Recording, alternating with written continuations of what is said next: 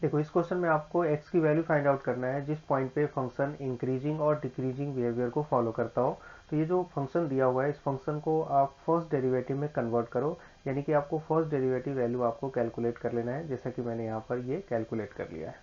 उसके बाद next step में आप क्या करोगे कि इसको जीरो का इक्वल कर दो आप, और यहाँ से x की वैल्यू आप कैलकुलेट कर सकते हो इजिली, जैसा कि मैंने यहाँ पर x की वैल्यू कैलकुलेट किया है। x क्या हो सकता है, 1 हो सकता है या -1 हो सकता है। अब इसको आप इस तरह से स्केल को में शो कर सकते हो, -1 1।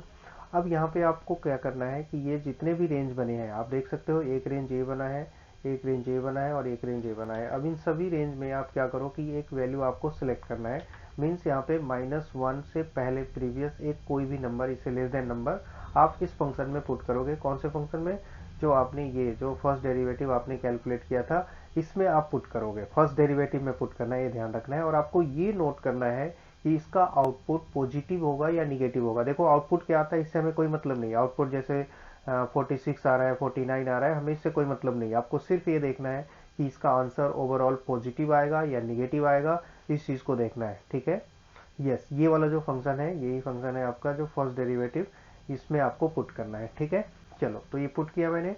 तो इसके अकॉर्डिंग मुझे क्या आउटपुट आया, यहाँ पर आप देख सकते हो कि ये नंबर यानी -1 से लेस देन मैंने कोई नंबर पुट किया तो यहाँ पे फंक्शन ये इंक्रीजिंग है। और इसी तरह 1 और 2, 1 -1 और 1 के यहाँ बीच में कोई नंबर हमने पुट किया है तो ये क्या है, ये डिक्रीजिंग है। और फिर 1 के बाद कोई नंबर हमने लिया है तो ये क्या है, ये आपका इंक्रीजिंग है। तो इस तरह से आप देख सकते हो कि रेंज, ये जो रेंज है इंक्रीजिंग है और ये भी रेंज है ये आपका इंक्रीजिंग है। तो इस तरह से मैंने यहाँ पे राइट कर दिया, increasing on this range and decreasing on this, इस रेंज के बीच में फंक्शन डिक्रीजिंग। देखो इस क्वेश्चन में भी आपको इंक्रीजिंग और डिक्रीजिंग डिटरमाइन करना है और x की वैल्यू आपको फाइंड आउट करना है। बट इसमें जो फंक्शन है ये थोड़े अलग टाइप का है, इस वजह से मैंने लिया है e⁻x। और ये कभी ना कभी एग्जाम में इस तरह के क्वेश्चन आए हुए हैं, तो ऐसे क्वेश्चन की प्रैक्टिस करना चाहिए। तो देखो इसमें जो फंक्शन है इस फंक्शन को हम लोग क्या करेंगे, सबसे पहले फर्स्ट डेरिवेटिव कैलकुलेट करेंगे। तो फर्स्ट डेरिवेटिव मैंने इस तरह से कैलकुलेट किया है। देखो इसमें आप लोगों को प्रॉब्लम नहीं होना चाहिए, फर्स्ट डेरिवेटिव आपने किया होगा। तो फर्स्ट डेरिवेटिव में यहाँ पर ये देखो मैंने प्रोडक्शन रूल अप्लाई किया है, यहाँ पे आप देख सकते हो ये और इसके बीच में मल्टीप्लाई है। तो ये प्रोडक्शन रूल मैंने अप्लाई किया और इस तरह से ये कैलकुलेट कर लिया है यहाँ पर x e⁻x, राइट।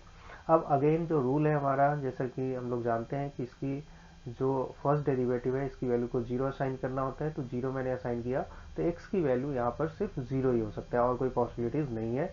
इसको स्केल पे मैंने यहाँ पे असाइन कर दिया इस तरह से। अब आप देख सकते हो कि यहाँ पे आपके पास दो रेंज बन गए, एक रेंज ए है और एक रेंज ए है। अब यहाँ से आप देखोगे कि कोई भी वैल्यू आप 0 से लेस देन आप पुट करो तो ये फंक्शन क्या है, डिक्रीजिंग है। और जब इसके बीच 0 के बाद कोई नंबर आप लेते हो, सेलेक्ट करते हो, तो इसका जो वैल्यू है वो आपका ये पॉजिटिव में आता है, इंक्रीजिंग आता है। तो इस वजह से मैंने राइट कर दिया है डिक्रीजिंग ऑन दिस रेंज, यानी ये और इस रेंज के बीच में ये वैल्यू डिक्रीजिंग है और इस रेंज के बीच में वैल्यू क्या है, ये इंक्रीजिंग है। इस तरह से आप ऐसे क्वेश्चन की प्रैक्टिस कर लो।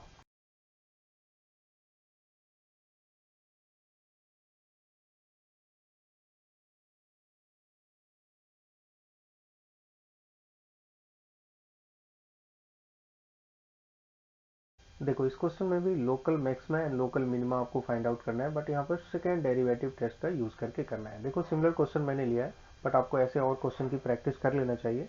तो देखो इसमें सबसे पहले मैंने यहाँ पर फर्स्ट डेरिवेटिव कैलकुलेट किया है। फर्स्ट डेरिवेटिव कैलकुलेट करने के बाद इसकी वैल्यू को 0 असाइन करना है और यहाँ से x की वैल्यू आपको कैलकुलेट करना है, जैसा कि मैंने किया हुआ है। x की वैल्यू यहाँ पे 2 और -2 हो सकता है। अब उसके बाद देखो यहाँ मैंने क्या किया है, इसकी सेकेंड डेरिवेटिव भी यहाँ पे आपको कैलकुलेट करना है। सेकेंड डेरिवेटिव कैलकुलेट करने के बाद जो x की वैल्यू है उसको यहाँ पर सेकेंड डेरिवेटिव फंक्शन में पास करना है, ये ध्यान रखना है।